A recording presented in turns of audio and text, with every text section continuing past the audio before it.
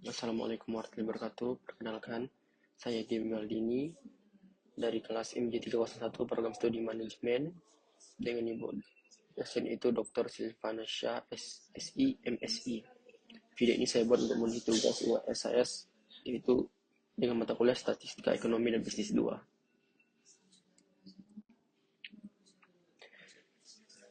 Pertama masuk ke dalam soal ujiannya, yaitu satu penelitian ini dilakukan untuk mengevaluasi pengaruh pendidikan orang tua dan tingkat pengawasan terhadap prestasi anak yang diukur dengan nilai rata-rata rapor anak. Peneliti ingin mengetahui apakah pendidikan orang tua yang berbeda, yaitu SD, SMP, SMA, perguruan tinggi, dan tingkat pengawasan yang berbeda, rendah, sedang, tinggi, mempengaruhi nilai rata-rata rapor anak. Faktor pertama yang diuji adalah pendidikan orang tua, yang dibagi menjadi 4 kategori, SD, SMP, SMA, dan perguruan tinggi. Faktor kedua adalah tingkat pengawasan, yang dibagi menjadi tingkat 3 kategori, yaitu rendah, sedang, dan tinggi. Tujuan penelitiannya adalah menguji apakah pendidikan orang tua mempengaruhi nilai rata-rata rapor anak, menguji apakah tingkat pengawasan mempengaruhi nilai rata-rata rapor anak, dan ketiga adalah menguji apakah terdapat interaksi antara pendidikan orang tua dan tingkat pengawasan terhadap prestasi anak. Ini datanya dari SD, SMP, SMA, dan perguruan tingginya. Dan dari data tersebut kita dapatlah hasilnya dari SPSS-nya. Ini output dari SPSS-nya, dari olah datanya. Jadi pertanyaannya adalah menguji apakah pendidikan orang tua yang mempengaruhi nilai rata-rata anak, menguji apakah tingkat pengawasan mempengaruhi nilai rata-rata rapor anak. Yang ketiga adalah menguji apakah terdapat interaksi antar pendidikan orang tua dan tingkat pengawasan terhadap prestasi anak. Jawaban soal nomor 1 berdasarkan output SPSS. Apakah pendidikan orang tua mempengaruhi nilai rata-rata rapor anak? Dari hasil SPSS-nya, P-value pendidikan orang tua 253, 24, 254. Signya P-value 0.000. Interpretasi, karena P-value-nya kurang dari 0,05, pendidikan orang tua SD sampai perguruan tinggi berpengaruh signifikan terhadap nilai rata-rata rapor anak. Efek atau semakin tinggi pendidikan orang tua, semakin tinggi nilai anak. Misal, perguruan tinggi memiliki tertinggi, SD terendah. B. Apakah tingkat pengawasan mempengaruhi nilai rata-rata rapor anak? Dari hasil SPSS-nya adalah P-value tingkat pengawasannya 394.333. Signya P-value-nya sama dengan 0.0000. Itu prestasinya. Karena P-value kurang dari 0,05, tingkat pengawasan rendah, sedang, tinggi berpengaruh signifikan terhadap nilai rata-rata rapor anak. Efeknya, semakin tinggi tingkat pengawasan, semakin tinggi nilai anak. Misal, tingkat pengawasan tinggi menghasilkan nilai tertinggi. C. Apakah terdapat interaksi antara pendidikan orang tua dan tingkat pengawasan? Dari hasil SPSS-nya, P-value interaksinya adalah 1.812. Signya P-value 0.117. Interpretasinya, karena P-value lebih besar dari 0,005, tidak ada interaksi signifikan antara pendidikan orang tua dan tingkat pengawasan. Artinya, pengaruh pendidikan orang tua terhadap nilai rapor tidak berbeda secara signifikan antar tingkat pengawasan. Pengaruh tingkat pengawasan terhadap nilai rapor tidak berbeda secara signifikan antar kategori pendidikan orang tua. Kesimpulannya, 1. Pendidikan orang tua tingkat pengawasan masing-masing berpengaruh signifikan terhadap nilai rapor anak. 2. Tidak ada interaksi antara kedua faktor-faktor tersebut. Artinya, pengaruh pendidikan orang tua tidak bergantung pada tingkat pengawasan dan sebaliknya. 1. Model ANOVA. Dua arah ini memiliki R persegi sama dengan 0,970, yang berarti 97% variasi nilai rapor anak dapat dijelaskan oleh kedua faktor tersebut. Masuk dalam soal nomor 2. Seorang manajer sumber daya manusia ingin menganalisis pengaruh faktor-faktor kepuasan karyawan terhadap produktivitas kerja Y di perusahaan. Untuk melakukan analisis ini, sebuah kuesioner disebarkan kepada 100 karyawan. Kuesioner ini mencakup 2 variabel bebas yang diukur menggunakan skala Likert. 1 sama dengan sangat tidak setuju, 5 sangat setuju. Peneliti bertujuan untuk mengetahui faktor mana yang berpengaruh signifikan terhadap produktivitas pekerja. Variabel bebasnya. 1. Kepuasan terhadap gaji sama dengan atau X1. Kepuasan karyawan terhadap gaji yang diterima. Kedua, kepuasan terhadap lingkungan kerja X2 atau X2. Kepuasan karyawan terhadap kenyamanan dan keamanan lingkungan kerja. Tujuan dari penelitian adalah menentukan faktor-faktor kepuasan karyawan yang paling berpengaruh terhadap produktivitas kerja Y, dan memberikan rekomendasi kepada perusahaan untuk meningkatkan kepuasan dan produktivitas karyawan. Indikator produktivitas kerja Y. Produktivitas kerja Y dapat diukur melalui beberapa indikator. Berikut adalah contoh beberapa indikator umum yang digunakan untuk mengukur produktivitas kerja karyawan berdasarkan berbagai aspek pekerjaan. 1. Kuantitas pekerjaan ditandai dengan YI. Jumlah pekerjaan yang diselesaikan oleh karyawan dalam periode waktu tertentu. Kedua, kualitas pekerjaan ditandai dengan Y2. Tingkat kesalahan atau kualitas hasil pekerjaan yang dihasilkan oleh karyawan. Ketiga, efisiensi waktu ditandai dengan Y3. Kemampuan karyawan untuk menyelesaikan pekerjaan tepat waktu. Keempat, inisiatif ditandai dengan Y4. Kemampuan karyawan untuk mengambil inisiatif dalam menyelesaikan tugas tanpa instruksi langsung. Kelima, kolaborasi dan kerjasama tim yang ditandai dengan Y5. Kemampuan karyawan bekerja dengan tim secara efektif. Ini datanya. Jadi, indikator kepuasan terhadap gaji, kesesuaian gaji dengan beban kerja X11, apakah gaji yang diterima sesuai dengan beban kerja yang dilakukan. 2. Keadilan dalam pembayaran gaji X2 ditandai dengan X12, apakah gaji yang diterima dianggap adil dibandingkan dengan rekan kerja. Nomor 3.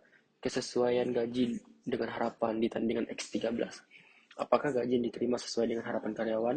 Keempat, gaji sebagai penghargaan atas kinerja X ditandai dengan X14, apakah gaji itu dianggap sebagai bentuk penghargaan terhadap kinerja yang baik.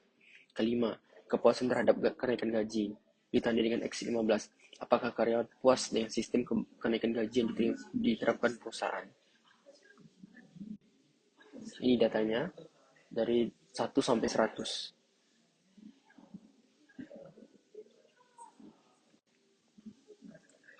Indikator lingkungan kerja X2. 1. Kenyamanan fisik ditandai dengan X21. Kondisi fisik lingkungan kerja seperti pencahayaan, ventilasi, suhu, dan kebersihan. Kedua, ketersediaan fasilitas kerja ditandai dengan X22. Ketersediaan peralatan dan fasilitas yang memadai untuk menunjang pekerjaan. Ketiga, keamanan di tempat kerja ditandai dengan X23. Tingkat keamanan di tempat kerja baik dari segi keselamatan fisik maupun dari tindakan kekerasan atau bullying. Keempat, kebisingan di lingkungan kerja ditandai dengan X24. Tingkat kebisingan di tempat kerja dan apakah hal tersebut mengganggu pekerjaan. 5. Hubungan sosial di tempat kerja ditandai dengan X25. Hubungan antar karyawan termasuk kerja sama tim dan interaksi sosial. Ini datanya dari 1 sampai 100 juga. Dari data tersebut dapatlah inilah hasil dari output PSS-nya dari olah datanya. Uji validasi dan reliabilitas variabel produksi kerja Y. Ini juga hasil dari output SPSS-nya, yaitu uji validasi dan reliabilitas variabel kepuasan terhadap gaji X1 yang ditandai X1. Ini juga hasil output SPSS-nya, uji validasi dan reliabilitas variabel lingkungan kerja yang ditandai dengan X2. Ini regresi linear bergandanya, ada model Smari, ANOVA, dan Convision. Pertanyaannya, 1. Jelaskan hasil uji validasi variabel produktivitas kerja Y. 2. Jelaskan hasil reliabilitas variabel produktivitas kerja Y. 3.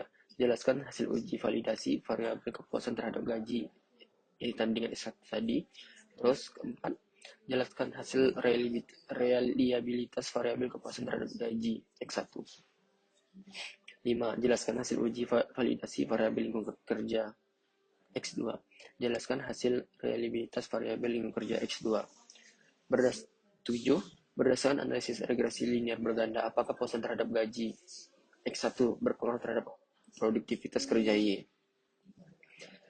Kedelapan, berdasarkan analisis regresi linear berganda, apakah lingkungan kerja X2 berpengaruh terhadap produktivitas kerja Y? Kesembilan, berdasarkan analisis regresi linear berganda, apakah kepuasan terhadap gaji X1 dan lingkungan kerja X2 secara bersama-sama berpengaruh terhadap produktivitas kerja Y? Dan ke-10 adalah apa saran manajerial berdasarkan model regresi linear bergandanya. Oke, untuk menjawab itu kita masuk dalam pertanyaan pertama. Untuk menjawabnya, dari hasil uji validasi variabel produktivitas kerja Y, metodenya adalah korelasi item total, corrected item total correlation.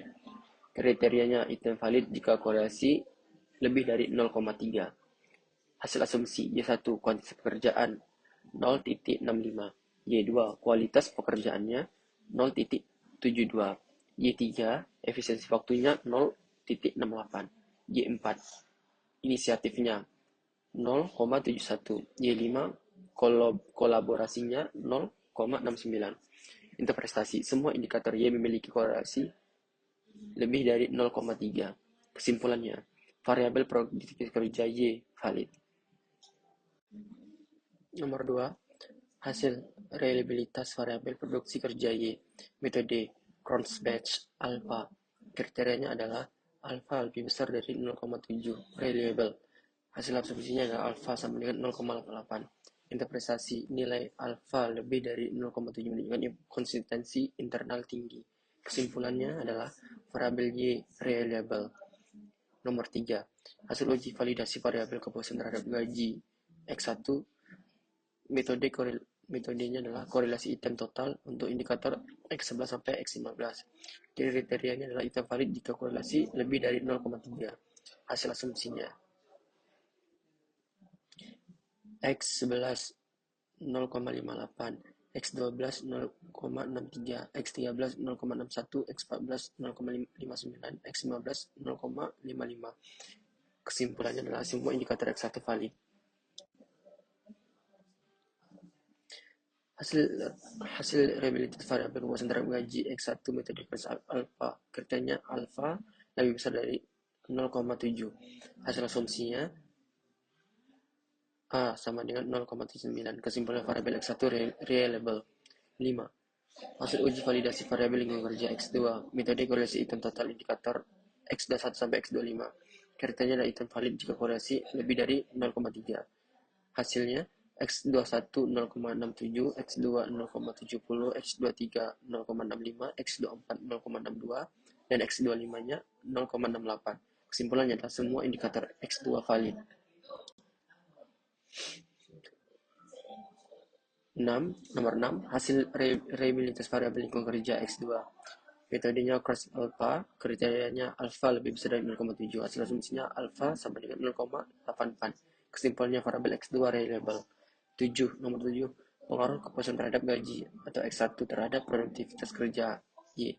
Hasil regresi atau asumsinya koefisien B sama dengan 0,35. Sigma p-value-nya sama dengan 0,015. Interpretasi p-value kurang dari 0,00 kurang dari p-value kurang dari 0,05, yang berarti X1 berpengaruh signifikan. Koefisien positifnya adalah peningkatan kepuasan gaji meningkatkan produktivitas kerja. Kesimpulannya adalah kepuasan terhadap gaji berpengaruh positif dan signifikan terhadap produktivitas kerjanya. Nomor 8. Pengaruh lingkungan kerja atau yang tandanya S2 terhadap produktivitas kerja Y. Hasil regresinya adalah koefisien B sama dengan 0,52. Sig p-value-nya 0,002. Interpretasinya, p-value lebih kurang dari 0,05. Ini berarti X2 berpengaruh signifikan. Koefisien positifnya, lingkungan kerja yang baik meningkatkan produktivitas. Kesimpulannya adalah lingkungan kerja berpengaruh positif dan signifikan terhadap produktivitas kerja. Nomor 9. Pengaruh bersama X1 dan X2 terhadap Y. Hasil uji F asumsi. Asumsi adalah p-value 24.75. Sigma p-value 0.0000. Interpretasi, p-value kurang dari 0,05 0,05. Yang berarti model rekreasi signifikan. R2-nya asumsinya 0,72 sama dengan 72% variasi produktivitas dijelaskan oleh X1 dan X2. Kesimpulannya, X1 dan X2 secara bersama-sama berpengaruh signifikan terhadap produktivitas kerja. Nomor 10, saran manajerial. 1. Tingkat kepuasan gaji X1. 1. Lakukan evaluasi struktur gaji agar sesuai dengan beban kerja. 2. Berikan bonus atau insentif berbasis kinerja. Kedua, perbaiki lingkungan kerja yang ditandingkan S2. Pertama, sediakan fasilitas kerja ergonomis dan kurangi kebisingan. Kedua, tingkatkan keamanan fisik dan psikologis di tempat kerja. Nomor 3, program kolaborasi tim. Pertama, adakan pelatihan kerja tim untuk meningkatkan indikator Y5 atau kolaborasi. Nomor 4, monitoring berkala. Lakukan survei kepuasan karyawan secara rutin untuk mengevaluasi efektivitas kebijakan. Ya, sekian yang bisa saya sampaikan. Terima kasih atas perhatiannya. Lebih dan kurangnya saya mohon maaf. Sampai jumpa di pertemuan selanjutnya atau pembahasan selanjutnya. Dadah. Wassalamualaikum warahmatullahi wabarakatuh.